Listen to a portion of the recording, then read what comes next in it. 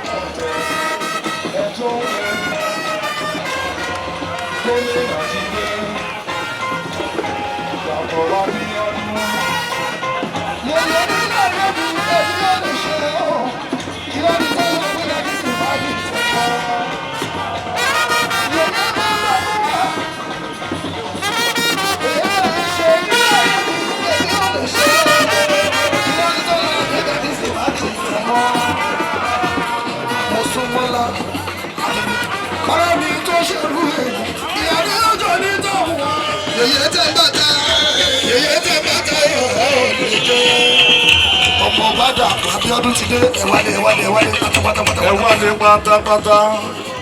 Ọmọba-Dapo Abiodun. Dapo máa wọlé máa rọra. Abiodun máa wọlé máa rọra. Dapo máa wọlé owóde máa wọlé máa rọra. Ọmọba-Dapo Abiodun. Ìsẹsẹlẹsì gọ́ọ̀gọ́nà lọ́gùn stéèjì wa Ọmọba-Dapo Abiodun. Ọmọba-Dapo Abiodun ẹ súnmọ́ bí ẹgbà mi lọ́wọ́ ẹgbẹ́ mi náà lọ́wọ́. Ọmọba-Dapo Abiodun. Inú mi dùn wípé mo rájà òní. Inú mi dùn wípé òní ṣojú mi. Gómìnà congratulation bàbá mi lọ ẹ̀rọ. Congratulation.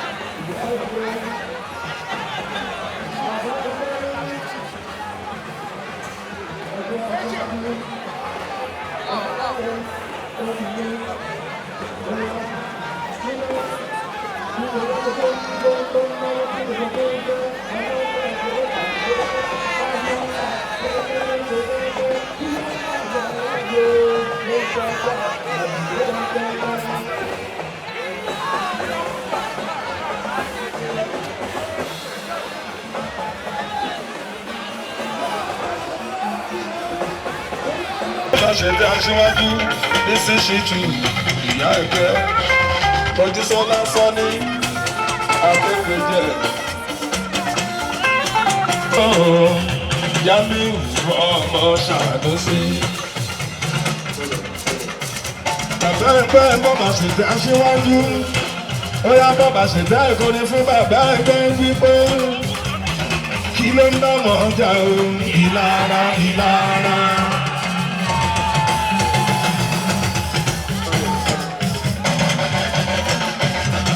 Àlùjọ bí mẹ́rìndínlá fún gbogbo.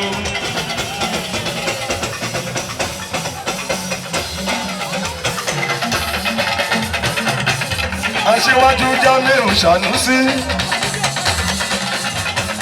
Bàbá ẹgbẹ́ ìwọ ti mọ èyí jẹ ìwọ lọ ìwọ pápá ìwọ lọ.